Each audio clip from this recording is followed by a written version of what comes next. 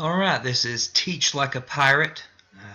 Author was David Burgess, as presented by myself, David Pittman.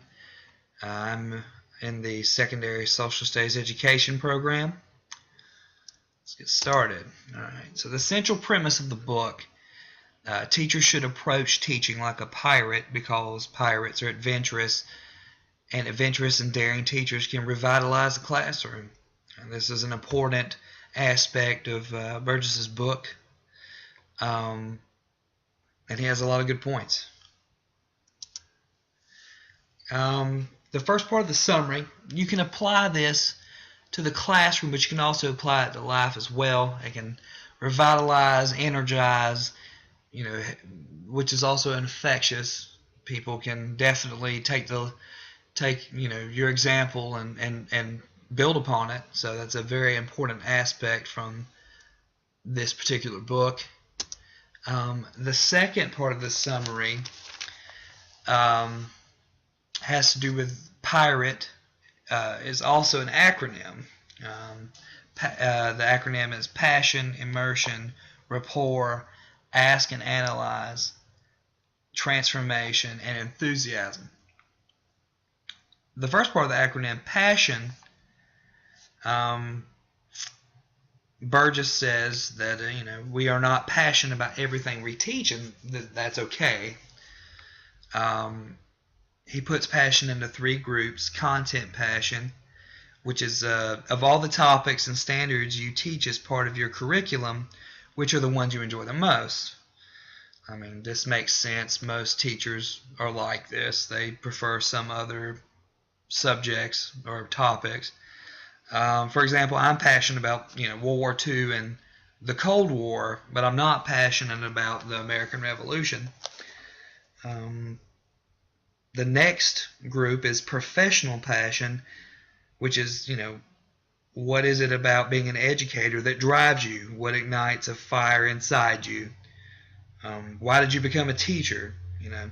Oftentimes this is neglected due to stress or outside factors for teachers, and they lose sight of that. It's a very important aspect. And he says, on days that you are struggling, remember this. Take into account for that. Why did you get into this?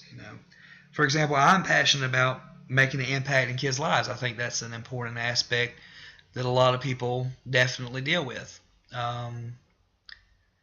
Okay, so the third group is personal passion. It's completely outside of your profession. What are you passionate about? For example, I'm passionate about sports. Find ways to incorporate what you're passionate about outside of school into your lessons. It's a good way for the students to get to know you. It can spark conversation, definitely have more interest from the students. Okay.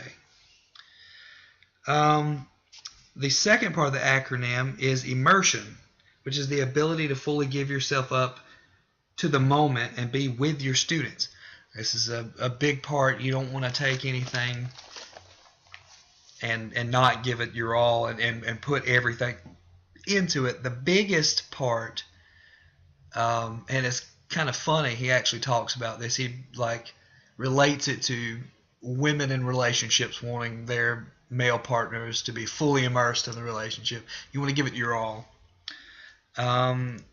The third part of the acronym is rapport. So ultimately, we don't want to develop techniques to win behavior management battles. We want to develop techniques that allow us to avoid the battles altogether. This makes sense.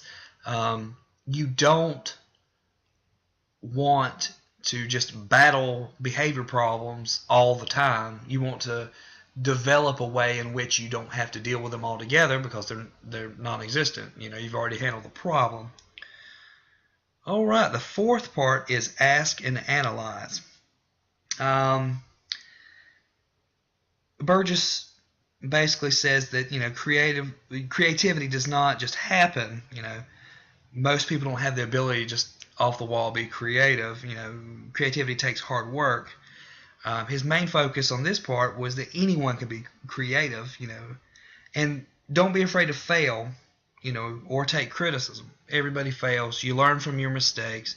Some people get their feelings hurt from criticism. You just got to be able to, take it and roll with it and build off of it. All right, the fifth part of the acronym is transformation. Transform your classroom from the stereotypical idea that classrooms are boring and awful.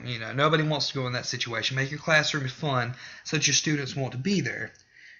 Stand out from the crowd and promote creativity. If your students didn't have to be there, would you be teaching in an empty room? You ask that question. Do you have any lessons you could sell tickets for? The most exciting teachers, you would give anything to be in their classroom.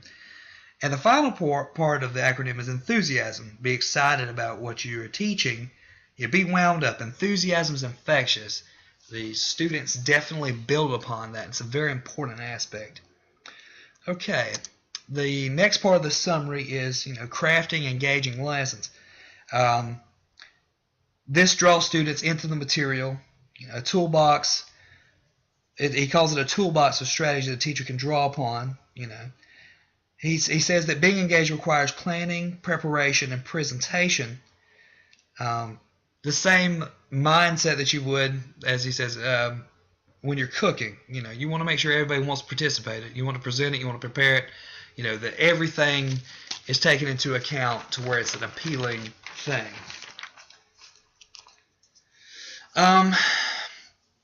The big thing that he says about this is paying close attention to transitions. It's a very big part. If you get caught up in transitions, it's a bad day. Nobody wants to do that. It's frustrating and it's hard to get your students back on track.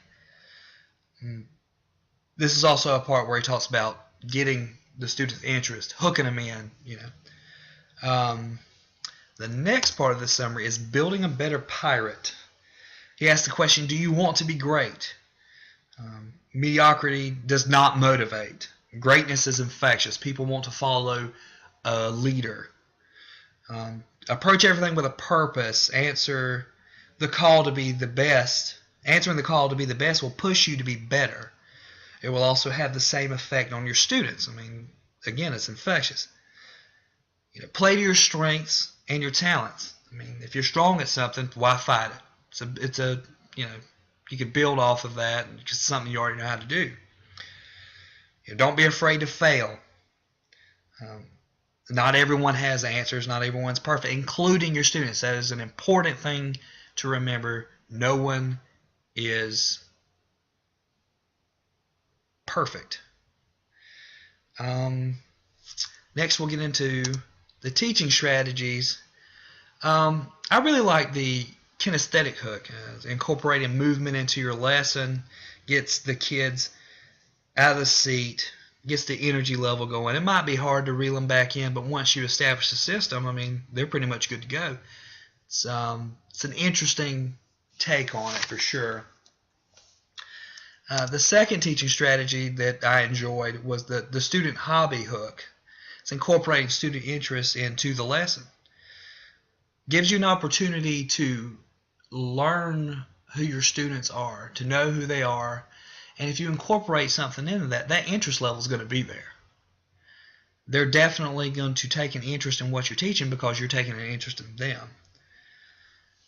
The final part was the favorite passage. I liked it. Teaching like a pirate has nothing to do with the dictionary definition and everything to do with the spirit. Pirates are daring, adventurous, and willing to set forth into uncharted territories with no guarantee of success. They reject the status quo and refuse to conform to any society that stifles creativity and independence. They are entrepreneurs who take risks and are willing to travel to the ends of the earth for that which they value. I thought that was very powerful.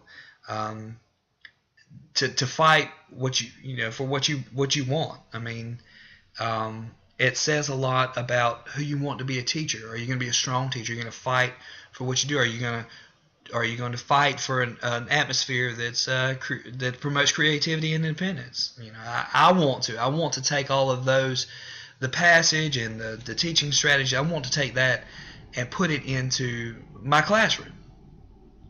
Okay, well, thank you very much.